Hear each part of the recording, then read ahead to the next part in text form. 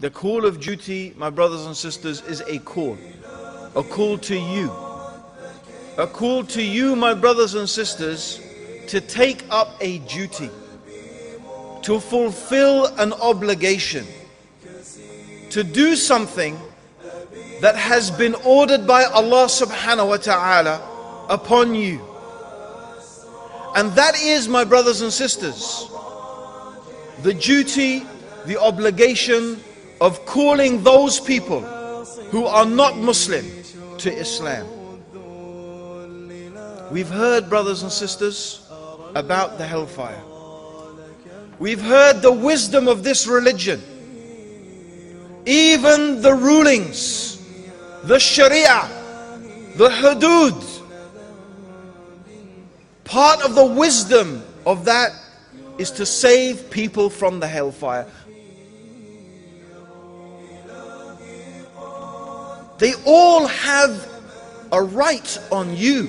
And the right that they have on you is that you should let them know about this message. You should let them know about this truth. You should warn them of this terrible punishment that awaits those who make shirk with Allah subhanahu wa ta'ala. That you should give them the glad tidings of paradise. Yeah, I think it's a fantastic exhibition for Kingston to have here within this area. I'm actually a school teacher and very concerned with promoting racial equality and tolerance of faith, particularly with the children, and understanding.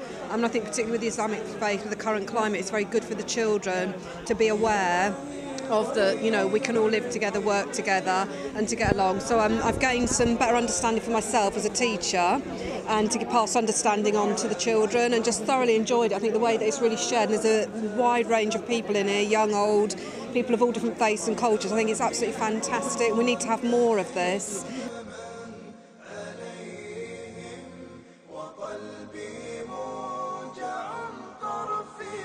You can't make the people Muslim. You can't make the people believe. That's not in your power.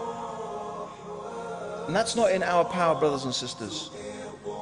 And you know what? In a very profound way, that releases us from a burden. It releases us from a burden. Allah didn't make it upon us to make anybody Muslim. No. It's not in your power to make someone Muslim. But what we do have to do, what we do have to fulfill, the obligation that we have to see through, my brothers and sisters, is we do have to tell people. We have to warn them. We have to enlighten them. We have to bring them the message in a way that is, of course, within the confines of the Sharia, and in a way that they will understand, in a way that inshallah they will accept it. The rest is up to Allah subhanahu wa ta'ala. So glad you've done this. This is so good way to, I think it's just introducing yourself. They don't have to think you're just behind the closed doors, No, well done, guys. And I know from my experience that most of you want to fulfill that duty. You want to fulfill that obligation. You want to do it. I would like to talk to my friends, to my colleagues, to my neighbors about Islam.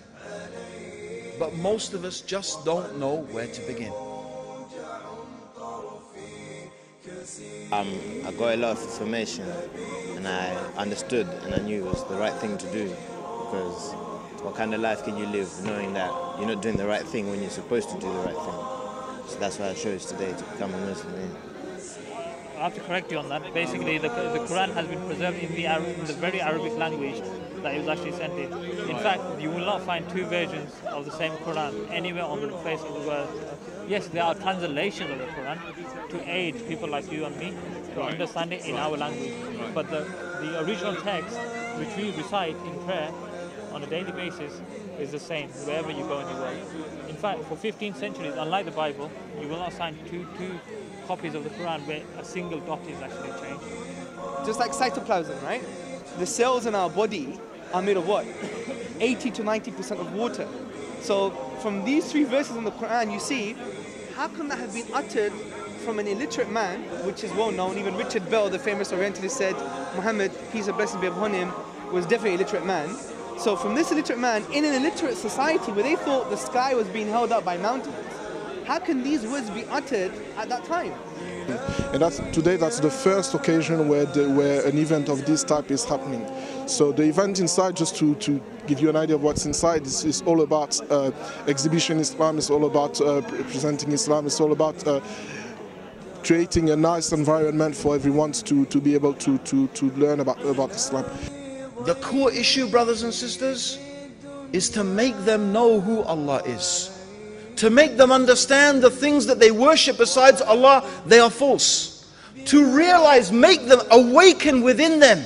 They have a fitrah, but we need to reawaken that natural disposition to remind them of the next life.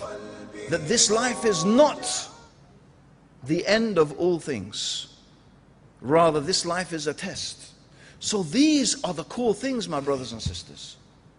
These are the core things.